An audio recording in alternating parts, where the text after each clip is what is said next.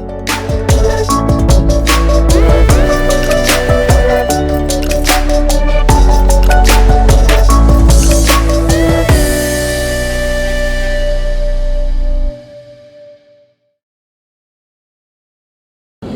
jumpa, salam semangat rekan-rekan Apersi dimanapun rekan-rekan berada. Mudah-mudahan selalu dalam keadaan semangat dan juga sehat tentunya ya. Senang banget nih saya Zerlinda Zurdi bisa berada di sini bersama dengan bapak-bapak yang hebat selaku pelaku di industri perumahan.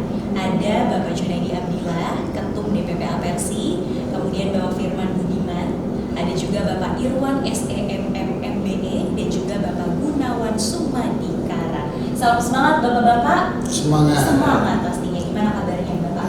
Alhamdulillah luar biasa pastinya. Ini kita boleh sambil minum sambil dimakan monggo bapak, supaya ngobrolnya lebih santai, rileks gitu ya.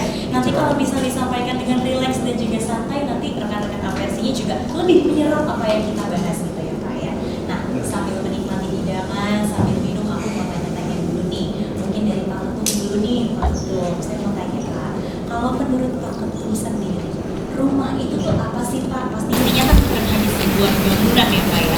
Ada filosofi yang cukup mendalam, boleh dong Pak di-share ke kita semua? Ya, kalau saya menyampaikan sederhana sekali, rumah adalah masa depan. Rumah masa depan untuk keluarga dan untuk bangsa ini.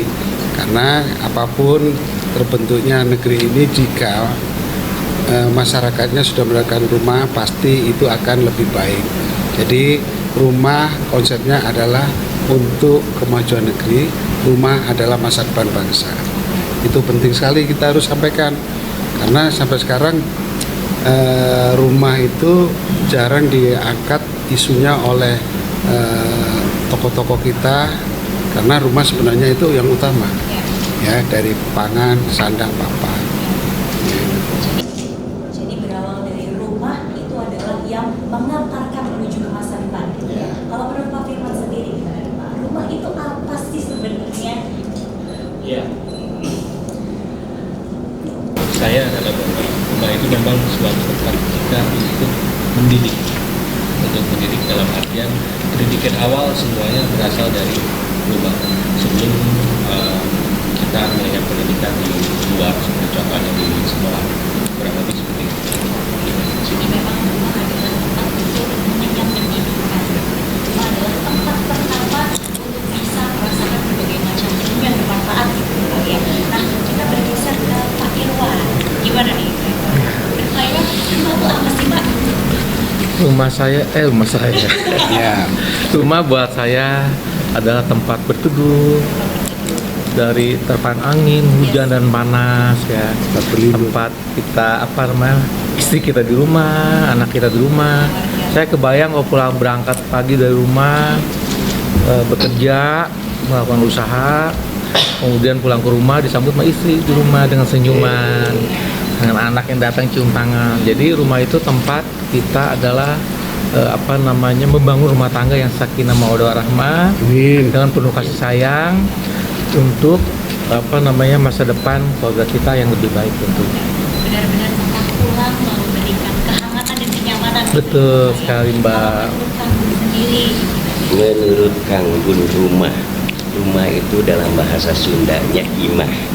Imah itu kalau di agama itu imah. Untuk laki-laki di Sunda itu kalau belum punya rumah berarti masih belum stabil, imannya belum kuat. Jadi tempat kita kayak tadi Kang Irwan bernaung dalam satu keluarga. Jadi imah itu memang diharuskan. Untuk laki-laki di Sunda itu imah itu nomor satu daripada kendaraan. Jadi imah itu, rumah itu betul-betul yang kita harapkan harus untuk masa depan kita bersama keluarga kita. Kita dapat filosofi Sunda juga nih jadinya ya. Ternyata dari rumah itu bisa maknanya luas seluas iman. Iman. Oke, kita lanjut lagi di pertanyaan berikutnya tentang MBR. Nah, kalau menurut Bapak ini MBR itu siapa sih dari Bapak Ketum silakan? ya, MBR ini sebenarnya kan jumlah masyarakat kita paling banyak itu di strata MBR, masyarakat berpenghasilan rendah. Nah, itu masyarakat yang perlu perhatian khusus ya baik dari kita juga selaku pelaku properti, dari pemerintah dan dari mitra kerja itu, karena memang MBR adalah orang yang butuh diperhatikan, butuh perhatian khusus, sehingga MBR itu bisa kehidupannya terjamin, sejahteraannya terjamin melalui kepemilikan rumah. Ya, itu. Kalau dari Firman gimana Pak? Kurang lebih prinsipnya sama seperti misalnya jadi memang itu memang tempat di mana kita harus yang paling utama kita dulu. Mungkin dari Bapak Iwan dan juga Kang Gun mau menambahkan, silakan. Saya dulu ya. Ya. Kami dulu nih. Kolaborasi. Kolaborasi. Kolaborasi. MBR kan memang umumnya disingkatnya masyarakat berpenghasilan rendah ya. Ya. Sebenarnya MBR itu kan kalau dari pengalaman saya nih ya, dan yang ada umumnya kan adalah mahasiswa yang baru lulus jadi sarjana nih. Dia pertama kerja ya. Sekarang kan gajinya adalah UMP, UMR gitu ya. Kalau zaman dulu kan belum ada mungkin kayak gitu. Itu mereka rata-rata dulu kan sarjana langsung jadi manajer zaman dulu. Kalau sekarang sarjana jadi staf, mana jadi apa ya? Gajinya mungkin masih 5 juta ya, atau UMR UMP itu. Jadi mereka ini yang muda ini, dia ingin berumah tangga ya, udah punya calon, bisa mampu membeli rumah yang masuk MBR itu, karena memang banyak bantuan dari tentu Apersi yang punya anggota developer membangun perumahan untuk MBR. Jadi sangat membantu mereka anak muda yang penghasilan MBR untuk memiliki bisnis rumah. Gitu. Jadi Demikian. mengakomodir kebutuhan anak-anak muda. Itu, iya betul. Umumnya gitu. Karena mayoritas sekarang kan penduduk kan anak muda nih sebenarnya. Sekarang. Atau keluarga baru ya. Keluarga baru, betul. Ya, yang baru nikah pertama. Iya. Kalau menurut saya MBR itu, karena di kita itu kebanyakan sih masih MBR itu masih banyak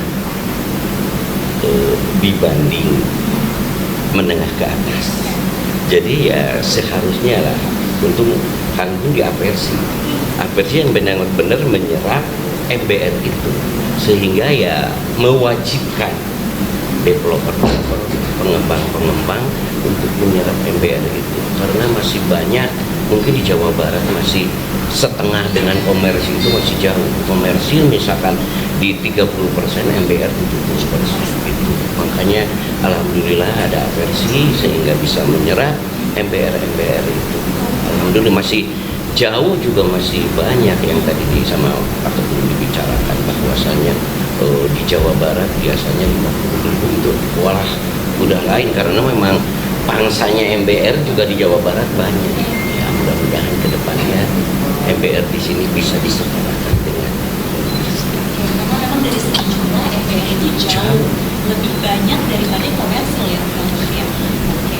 Nah, kalau untuk hubungan organisasi dengan pengembang itu seperti apa? Mungkin Bapak bisa jawab. Ya, kalau pengembang ini sebenarnya butuh wadah untuk bagaimana satu perjuangan dalam rangka kepentingan, baik itu kepentingan organisasi melalui anggotanya, itu kepentingan masyarakat iya, kepentingan anggotanya iya. Karena banyak hal-hal yang sering kita diskusikan dengan para pihak, jika itu jarang didiskusikan atau kita nggak dilibatkan, pasti di lapangan akan jadi trouble. Nah, ini yang saya sampaikan kepada anggota, kita harus kembali ke kitoh Apersi, yaitu bagaimana profesi sebagai pengembang. Jadi perjuangannya adalah perjuangan pengembang, bukan perjuangan untuk semacam kegiatan lainnya yang di luar kepentingan pengembang. Jadi ini penting buat kita semua. Kita sudah Apersi yang sudah baik ini tetap fokus pada profesi masing-masing ya, terutama profesi pengusaha properti. Jadi kepentingannya di situ. Jadi bagaimana para pengembang ini kumpul dalam satu wadah dan itu dijadikan sebagai alat perjuangan untuk membackup usaha-usaha teman-teman. Ya, baik itu sisi aturan, sisi kebijakan, polisi apapun, sehingga nanti program yang ada diberikan pemerintah itu bisa jalan dengan baik dan diterima oleh para pihak. Makanya kita wajib dilibatkan. Kalau nggak dilibatkan pasti di lapangannya nanti ada kendala. Beda dengan konseptor di belakang meja dengan kami yang di lapangan, itu sangat beda.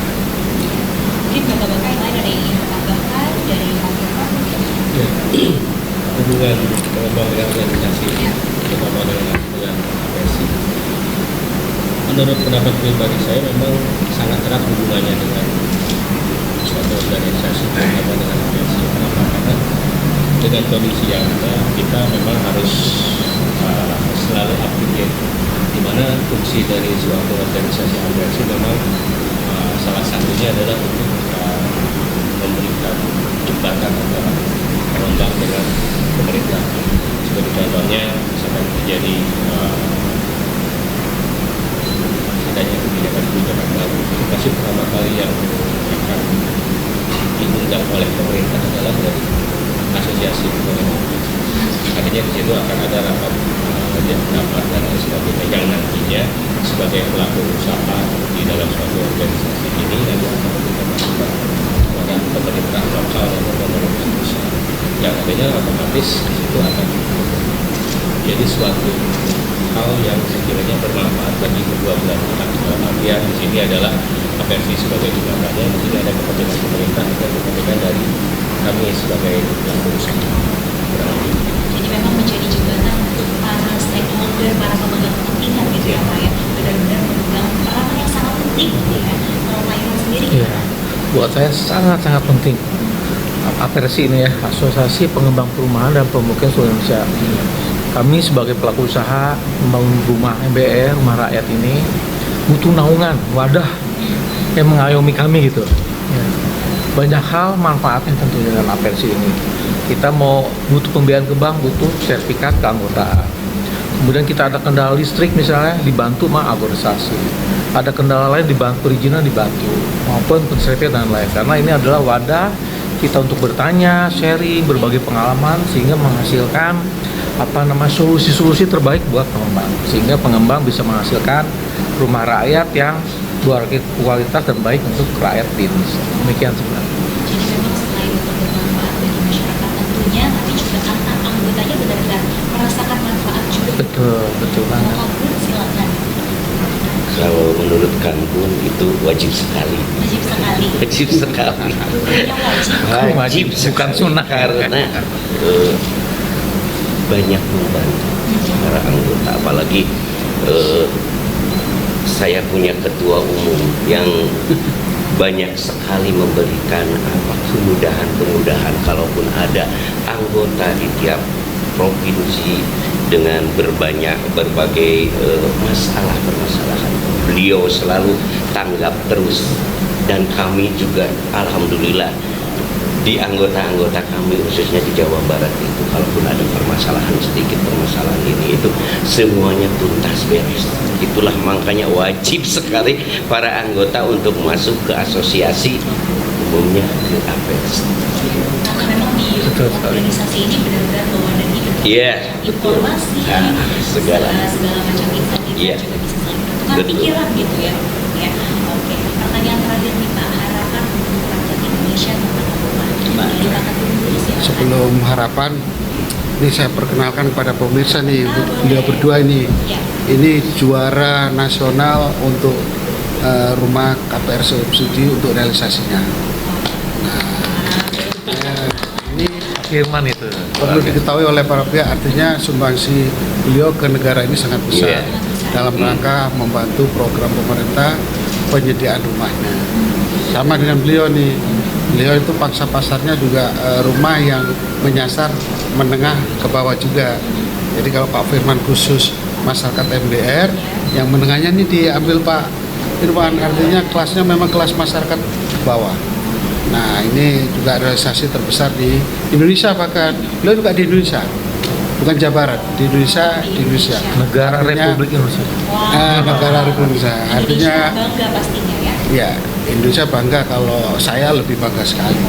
Ternyata anggota saya bisa berkarya, partisipasi ke negeri ini untuk Indonesia. Nah, ini sudah dibuktikan dia teman-teman apresi karena pengusaha ya jarang ngomong yang gede-gede, tapi memang sekarang berbuat dan hasilnya maksimal. Ya sudah bantu negara udah banyak sekali, bagaimana perputaran pajak, bagaimana tenaga kerja, ya kan, bagaimana ribuan, bahkan kalau kita hitung seluruh di anggota apresi sudah jutaan yang diproduksi apresi. Ya, artinya banyak orang jarang mendengar apresi, melihat apresi, tapi faktanya kami berbuat. Itu ya kebanggaan kita untuk teman-teman kita berdua ini. Dan banyak teman-teman apresi yang lain yang realisasi KPR-nya sangat besar-besar. Iya, KPR rumah rakyat ya, rumah KPR bersubsidi. Jadi apresi memang fokusnya di situ. Harapannya Pak?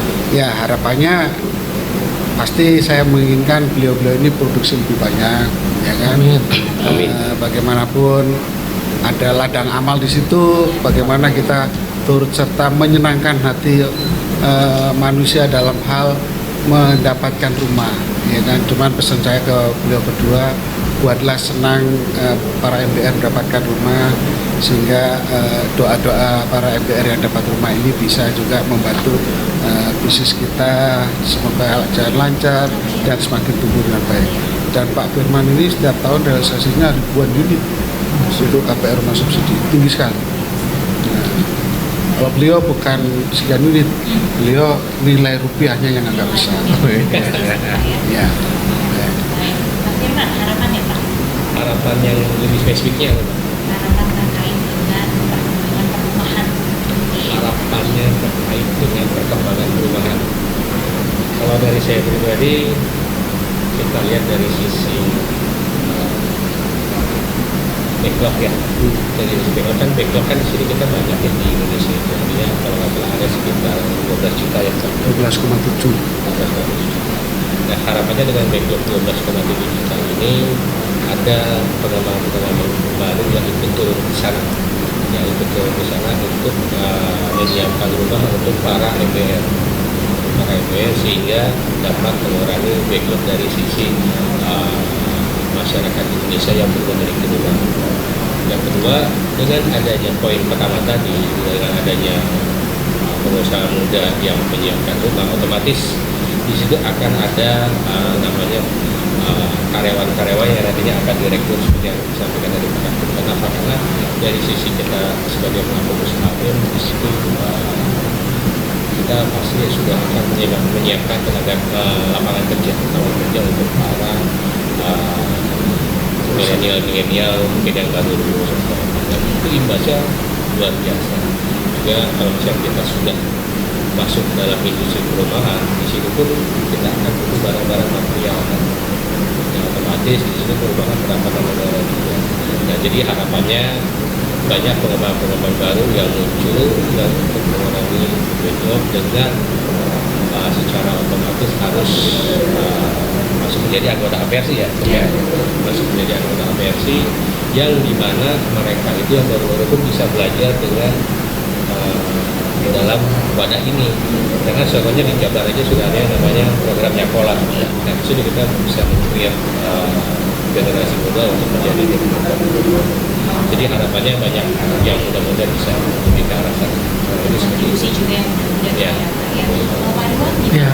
harapannya? Kalau saya harapannya terhadap rumah ya, perumahan tuh rumah ya. Di Indonesia ini saya sangat berharap tentunya rakyat Indonesia dari Sabang sampai Merauke mempunyai rumah untuk dia berteduh ya, berkeluarga. Kan saat ini masih ada tuh satu rumah ada orang tua, anaknya udah berkeluarga masih tinggal di situ, adiknya berkeluarga tinggal di situ.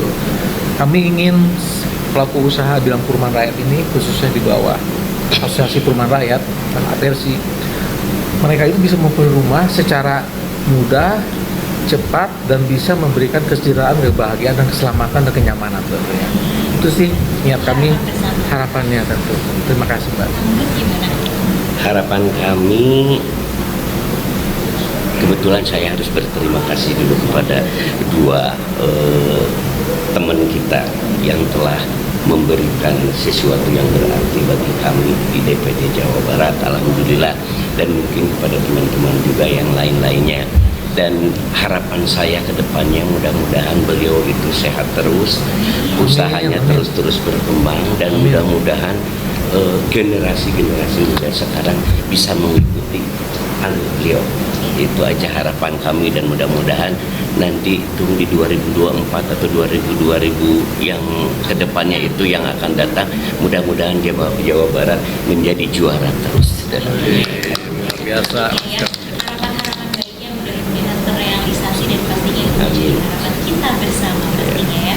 Terima kasih banyak Bapak-bapak atas waktunya sudah berkenan untuk ngobrol-ngobrol santai pada kesempatan kali ini, dan tentunya terima kasih juga kepada rekan Apersi yang sudah menyaksikan tayangan ini. Semoga apa yang disampaikan bisa memberikan manfaat dan juga insight untuk bisa berbuat dan juga berkontribusi serta berkarya dengan optimal untuk kemajuan perumahan di Indonesia. Ya, saya Zerlina Zuti pamit undur diri. Mudah-mudahan kita ketemu lagi di kesempatan berikutnya. Ini bapak-bapak mau dihabisin dulu makanannya. Oh, iya. Sampai jumpa. Kita bawa ke rumah.